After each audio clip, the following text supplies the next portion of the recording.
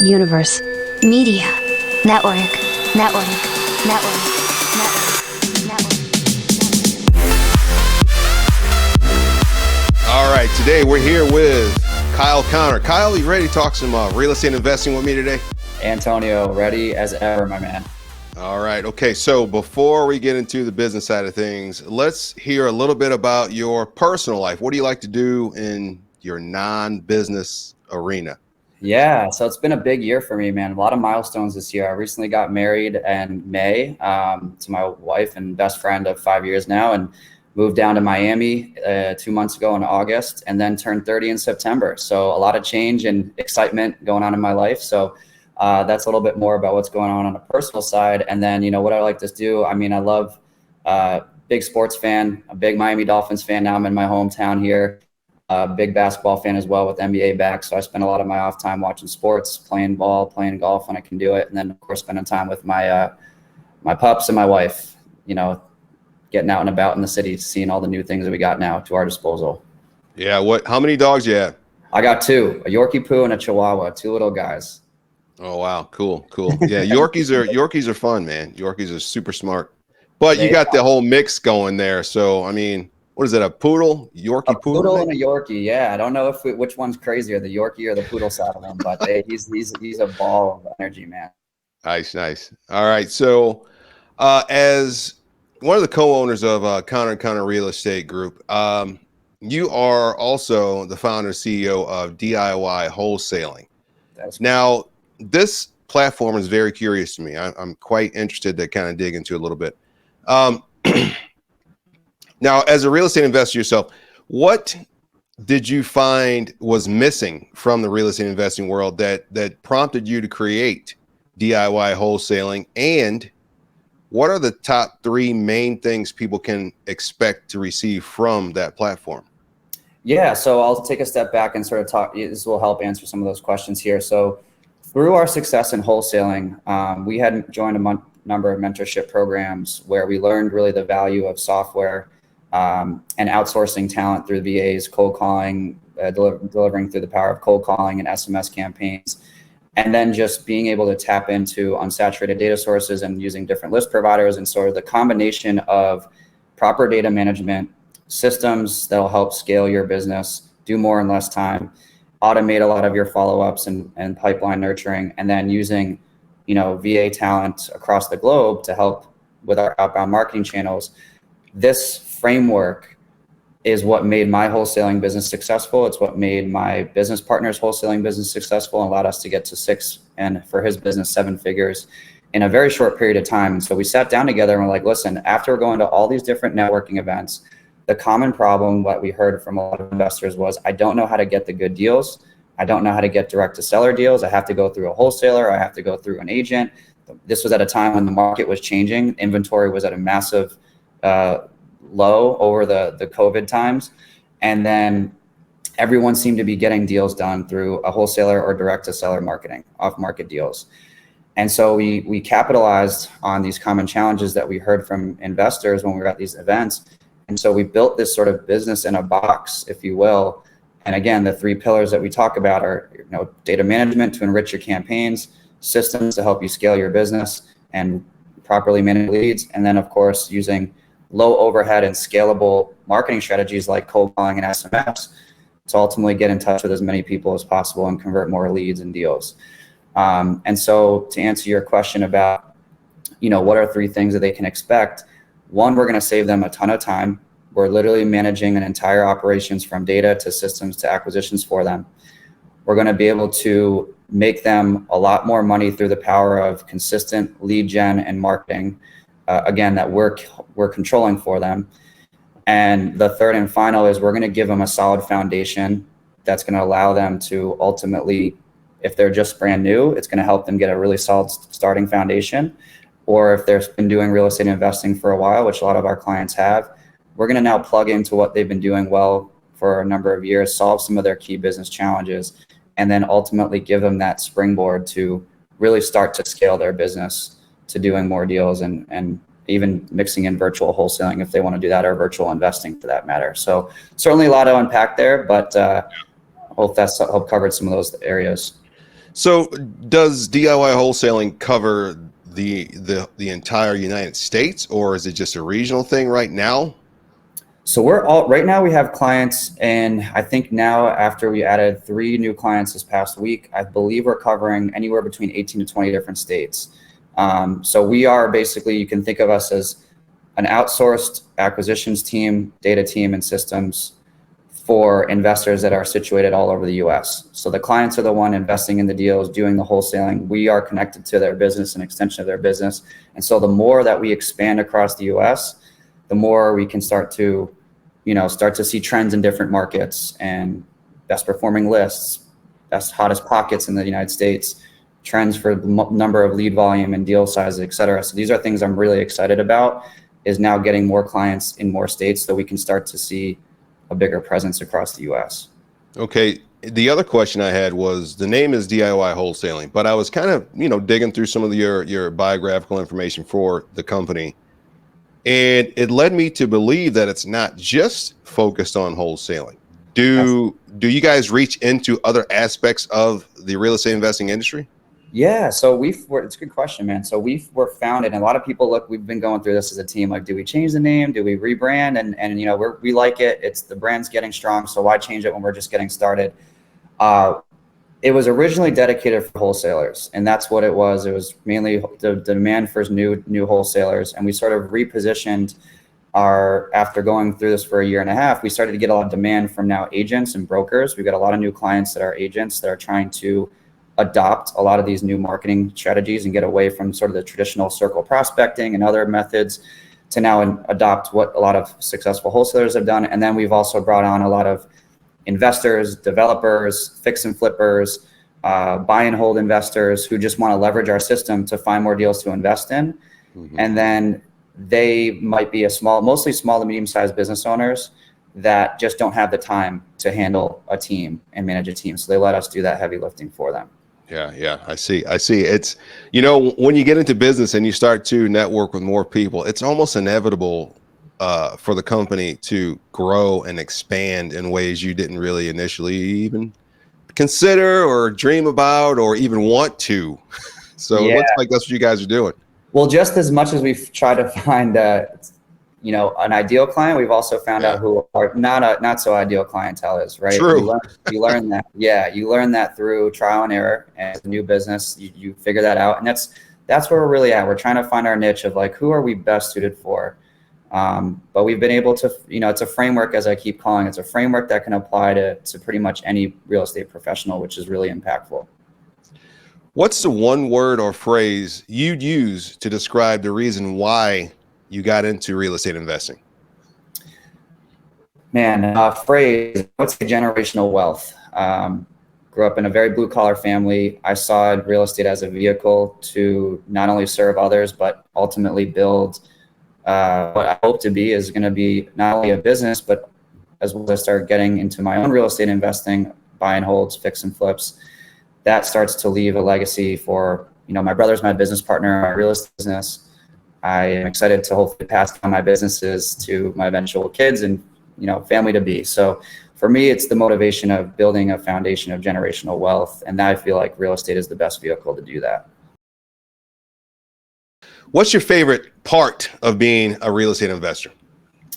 Favorite part? I've coming from out of my W-2 and working on transitioning out of my W-2.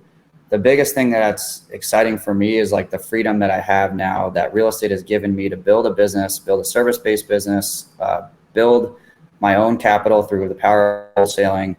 And to me, it's a very empowering feeling to get away from, having to rely on someone else and to have my own sustainable businesses that give me cash flow and ultimately, again, the theme of generational wealth down the road. To me, it just is a very empowering feeling. And I have real estate to thank that, really. How long have you guys, you and your brother, been doing real estate investing together? So we started our business and I launched it in November of 2019. Mm-hmm. And we've been working closely ever since, man. It's been a very healthy partnership with my brother. That's good. Feels good to have somebody right there on the same page. It is. We're very different. You know, he's an engineer. I'm a Yeah. sales and business guy, so he has Yeah. a different type of personality. We complement one another very well. Yeah. Yeah. Awesome. So as we know, nothing in life's perfect all the time. This is one of my favorite questions I ask because it gets into the real aspect of being in this industry and being a human being with a life in a business industry as well. So what do you feel was that time when you felt most unsuccessful on your journey? Yeah, man. Okay, so this was more related to my service-based business with DIY. Having to be comfortable with managing as we scaled and we got more clients, we almost broke the business because we hired people and promoted people that were not good fits for the job but we were scaling so fast. We had to sort of, put people in situations where they probably weren't good for leadership or management. They were great individual contributors, but they weren't good from a management standpoint. And it caused a massive amount of friction within our business. And as we grew too quickly, we also didn't have and set a good foundation for SOPs, rules, clear structure. We started some structure, but it was almost a way to describe it was we were like flying the plane while fixing it at the same time. And it was very stressful. And I thought it was going to break the business. And ultimately, we weathered through and we powered through, but it was a very challenging time because at the end of the day, that falls on the leader of the business. Although there were certain challenges that these individual contributors made, I put them in a situation and I chose to delegate those responsibilities to them, and they weren't successful, which ultimately is a reflection of me as a leader. And so that was a really challenging time for me and very humbling. Yeah, I was going to say times like that make you question yourself. And you're like, wait, do I know what I'm doing? Should I be doing this? Did you get those same feelings? Absolutely. I got it from not only myself and my inner thoughts, but I did it, having hearts to heart with my brother and, people that I cared about that could give me the open, honest truth. And, again, it's humbling yourself. You have to be coachable even with inside your own head and talk yourself through it. And then lead on the trusted advisors amongst your company to really have honest conversations with you and grow through that and just realize that there's you only lose if you quit, right? We were fine. We ended up we maintained client satisfaction, made a lot of changes. We slowed down completely for about 2 months and readjusted the whole business. But there was some dark days, emotionally and mentally for me. Yeah, really. What's the one positive goal you're focused on in your real estate investing business today? Yeah, so I want to start focusing more on getting into my own buy and holds, getting into my own fix and flips, being able to get out of the wholesaling. And it's certainly a good cash flow opportunity for us, and we like it. It's always going to be an exit strategy.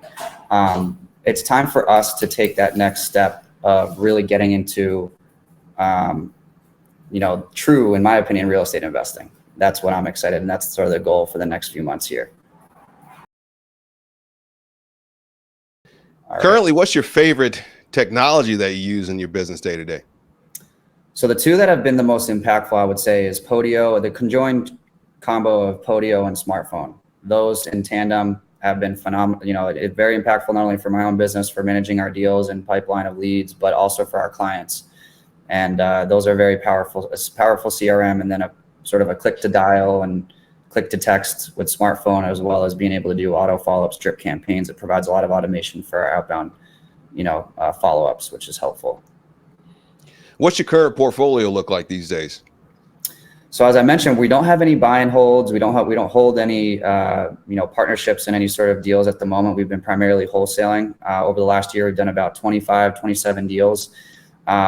Right now, our goal is to scale that to do more consistently, like 5 to 10 deals a month from a wholesaling side. And then, as I mentioned, one of our big goals is to ultimately start keeping some of those that we're wholesaling off to others.